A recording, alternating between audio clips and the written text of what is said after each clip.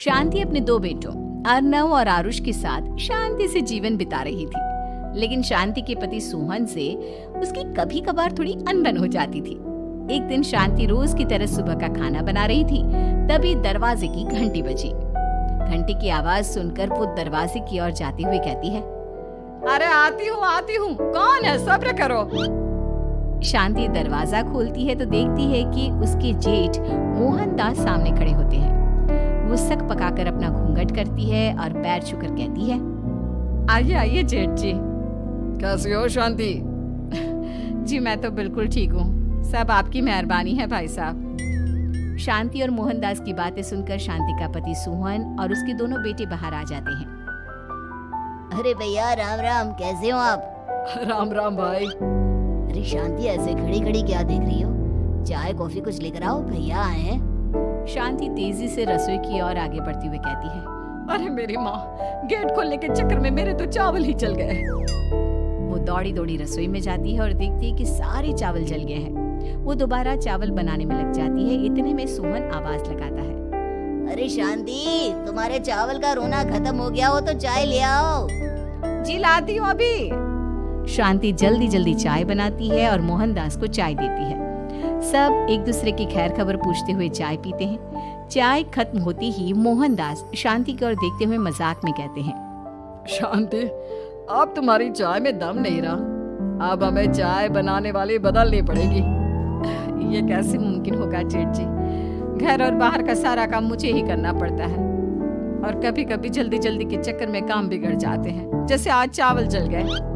अरे इसी का तो हल लेकर आया हूँ। मैंने रिश्ता देखा है अर्नव और आरुष के लिए। दोनों लड़कियां बहुत सुंदर और सुशील हैं। अगर आप दोनों इजाजत दें तो बात करूं आगे। सोहन और शांति रिश्ते की बात सुनकर कहते हैं, अब ठीक है, बात चलाइए ना भैया, पर पहले लड़की के बारे में कुछ बताइए तो सही। हाँ हाँ भाई साहब, लड़की कैसी है, परिवार कैसा है, कहाँ के रहने वाले हैं? देखो परिवार तो बहुत अच्छा है, पर वे दोनों लोग बहुत गरीब हैं। दहेज में कुछ मिलेगा नहीं। अरे हमें दहेज में कुछ चाहिए भी नहीं, बस लड़की संस्कारी होनी चाहिए। एक लड़की तो पढ़ी लिखी है और शहर की रहने वाली है, पर दूसरी अपनी गरीबी की वजह से पढ़ न सकी और गांव में रहती है। लेकिन दोनों है बहुत खूबसूरत। अगर तुम सबको देखते ही पसंद ना आ जाए तो मेरा नाम बदल देना। हाँ, पर तो हम आंखें मूंद कर भरोसा कर सकते हैं भैया। आप आगे बात चलाइए, हम शादी करने को तैयार हैं। कुछ ही दिन में अर्नव और आरुष की शादी हो जाती है। आरुष की शादी अनपढ़ लड़की मंजरी से हो जाती है, जो कि बहुत भोली भी होती है, और अर्नव की शादी पढ़ी लिखी लड़की तनुजा से हो जाती है, जो कि घमंडी और चालू होती है। एक दिन मंजरी घर के काम कर रही थी कि अचानक शांति उसे आवाज लगाती है, बड़ी बहू, ओ बड़ी बहू, मंजरी जल्दी यहाँ आओ। मंजरी जल्दी जल्दी शांति के पास जाती है। बेटा मेरे पैर दबा दे, बहुत दर्द हो रहा है। जी माँ जी, बस बर्तन धोकर आती हूँ। अरे बैठ यहाँ, मेरे पैर में बहुत तेज दर्द हो रहा है, बर्तन छोटी बहू धो लेगी। मंजरी शांति के पैर दबाने लगती है तो शांति तनुजा को आवाज लगाती है, छोटी बहू, ओ छोटी बहू। तनुजा थोड़ी देर से आराम से चलकर आती है। जी माँ जी, आपने बुलाया मुझे? आपको कोई काम था क्या? तू कुछ काम कर रही है या? शांति की बात काटते हुए तनुजा बोलती है, कुछ नहीं माँ, फोन पर अपने घर पर बात कर रही थी। अरे बाद में बात करियो अपने घर वालों से, पहले जाके बर्तन धो ले। तनुजा मुंह बनाते हुए अपनी जिठानी की ओर देखती है और मन ही मन कहती है, ये महारानी वहाँ बैठी है, ये नहीं कि बर्तन धो ले। मैंने इतनी पढ़ाई बर्तन धोने के लिए की थी क्या? तनुजा दांत पीसकर वहाँ से चली जाती है। अगले दिन सब दफ्तर चले जाते हैं, तभी डाकिया चिट्ठी लाता है। शांति चिट्ठी लेकर मंजरी से कहती है, बड़ी बहू, जरा छोटी बहू को बुलाना, एक चिट्ठी आई है। मेरी तो आंखें कमजोर है तो मुझसे पढ़ा नहीं जाएगा। मंजरी तनुजा के पास जाकर कहती है, तनुजा, तुम्हें माँ जी बुला रही हैं। मुझ पर हुक्म मत चलाओ, काम बताओ काम। अरे मैंने तुम पर कहाँ हुक्म चलाया, और हुक्म चला भी दूंगी तो क्या हुआ? तुम तो मेरी छोटी बहन की तरह हो ना। तुम जैसी अनपढ़, जाहिल और गांव की गवार मेरी बहन नहीं हो सकती। बेचारी मंजरी तनुजा की बात सुनकर अपना सा मुंह लेकर रह गई। कोई चिट्ठी आई है, माँ जी तुमसे पढ़वाना चाहती है, बस इसलिए बुला रही है। मुंह टेढ़ा करके तनुजा मंजरी का मजाक बनाते हुए कहती है, अनपढ़ कहीं की। तनुजा का ऐसा बर्ताव देखकर बड़ी बहू बहुत दुखी होती है। तनुजा को अपनी पढ़ाई का घमंड इतना हो गया कि अब वो घर के कोई काम नहीं करती और अपनी जेठानी का मजाक बनाती रहती। तनुजा का ये बर्ताव अब उसकी सास को भी नजर आने लगा था। एक दिन शांति ने अपनी बड़ी बहू से कहा, मंजरी, तनुजा हर समय तुम्हारा मजाक उड़ाती है, तुम्हें गुस्सा नहीं आता क्या? आता तो है माँ जी, लेकिन मैं क्या करूं? जब भी उसे कुछ बोलती हूँ वो और भी जली कटी बातें मुझे सुनाकर चली जाती है। मैं उसे अपनी छोटी बहन की तरह प्यार करती हूँ, लेकिन उसके दिल में मेरे लिए कोई इज्जत नहीं। बहू, तूने वो कहावत सुनी है, जुल्म करने वाले से ज्यादा जुल्म सहने वाला अपराधी होता है। मंजरी अपनी सास का इशारा समझ जाती है। वो अपनी देवरानी को सबक सिखाने की ठान लेती है और एक दिन शांति अपनी दोनों बहुओं के साथ बैठी थी तो शांति अपनी बड़ी बहू से पूछती है, अरे बहू, शाम होने को है, कुछ सोचा है क्या बनेगा खाने में? माँ जी, मेरे तो सर में बहुत दर्द है आज। मेरी प्यारी देवरानी ही कुछ अंग्रेजी खाना बना कर खिलाएगी। सुना है पढ़े लिखे लोग अंग्रेजी खाना बहुत अच्छा बनाते हैं, क्यों तनुजा? इतना कहकर मंजरी अपनी सास की ओर देखकर मुस्कुरा दी। तनुजा अपनी तारीफ सुनकर बहुत खुश हो गई। इतने में शांति कहती है, ये तो सच बात है छोटी बहू, ये तो मैंने भी सुना है। हम भी पक गए हैं बड़ी बहू के हाथ का खाना खा खा कर। तनुजा, तुम्हारी माँ भी तो तुम्हारे खाने की बहुत तारीफ करती है, आज हमें भी खिला दो कुछ अच्छा सा बनाकर। शांति की बात सुनकर छोटी बहू और आसमान पर चढ़ गई, पर उसे ये कहाँ पता था कि उसकी सास और जेठानी उसे सबक सिखाना चाहती हैं। तनुजा अपनी तारीफ सुनकर खुश तो बहुत होती है, पर सोचने लगती है, मुझे तो कैसा भी खाना बनाना नहीं आता, अब मैं क्या करूंगी? अगर मैंने इनको सच बता दिया तो मेरी सारी इज्जत मिट्टी में मिल जाएगी। अरे छोटी बहू, क्या सोच रही हो? खिलाओगी ना अपने हाथ का अंग्रेजी खाना?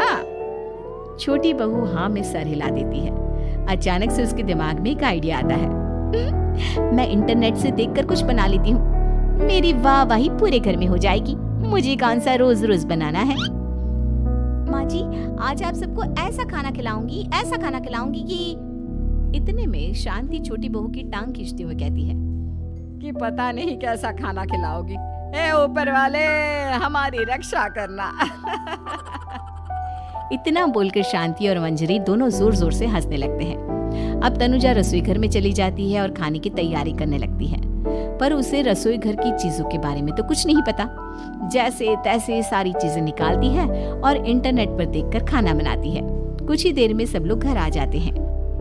अरे सुनते हो, आज का खाना हमारी छोटी बहू बना रही है। अरे वाह, आज तो फिर कुछ अंग्रेजी खाना खाने को मिलेगा। कुछ ही देर में खाना बन जाता है तो छोटी बहू सबका खाना लगा देती है। इतने में बड़ी बहू कहती है, क्या बात है देवरानी जी, आज तो बहुत अच्छी खुशबू आ रही है। ये बात तो सही कही बड़ी बहू तूने, खुशबू तो अच्छी है, ऐसी खुशबू तो मेरे खाने में भी नहीं आती। सब मिलकर छोटी बहू की बहुत तारीफ करते हैं और छोटी बहू 7वें आसमान पर बैठ जाती है। अब सभी खाना खाते हैं। जल्दी जल्दी दो, अब तो मुंह में पानी आ रहा है। हाँ हाँ, मुझसे भी नहीं रुका जा रहा। जैसे ही सोहन एक निवाला खाता है तो उसकी आंखों से पानी आने लगता है। ये देखकर शांति सोहन से पूछती है, क्या हुआ जी, खाना इतना अच्छा बना है कि आंखों से पानी आ गया? सोहन चुप रहता है और धीरे धीरे से खाना शुरू कर देता है। इतने में सोहन छोटी बहू से कहता है, बेटी तुम भी तो खाओ, तुम क्यों रुकी हो, खाना सच में बहुत अच्छा है। ये कहकर सोहन जोर से हंस देता है। फिर सब खाना खाने लगते हैं, लेकिन खाने में नमक और मिर्च तेज हो गई थी। तनुजा से कोई कुछ नहीं बोलता, बल्कि उसे भी खाने को कहते हैं। जैसे ही छोटी बहू खाना खाती है वो पानी पानी कहकर चिल्लाती है, पानी, इसमें तो पानी। ये खाना तो सच में इतना अच्छा बना है कि हमारे साथ साथ देवरानी जी भी इसके स्वाद को कभी नहीं भूल पाएंगी। सही कहा बहू। तनुजा को अपनी गलती का एहसास हुआ और उसने अपनी सास से कहा, माँ जी ये मेरी गलती नहीं है, इंटरनेट पर दिखाया था कि 4 चम्मच नमक और मिर्च डालने हैं। अब मंजरी को भी मौका मिल गया और उसने तनुजा पर तंज कसा। नाच न जाने आंगन टेढ़ा, हर जगह अपनी पढ़ाई दिखाती हो, दूसरों का मजाक उड़ाती हो। अब पता चला ना, हर चीज में पढ़ाई काम नहीं आती। और तुम तो शहर में रही हो, तुम्हें तो मुझसे भी अच्छा खाना बनाना आना चाहिए ना। बेटा, अगर तूने ठीक से सब सीखा होता तो आज तुझे शर्मिंदा नहीं होना पड़ता। बात शहर या गांव की नहीं होती। मंजरी गांव से आई है, लेकिन उसे घर का काम करना और खाना बनाना सब अच्छी तरह से आता है। तुम शहर में रही हो, तुमने ये सब क्यों नहीं सीखा? छोटी बहू सर नीचा कर सबसे माफी मांगती है और बहुत शर्मिंदा होती है। दीदी मुझे माफ कर दो, मैंने आपको बहुत बुरा भला कहा, पर आपने मुझे हमेशा ही माफ किया। आज मुझे अपनी गलती का एहसास हो गया है।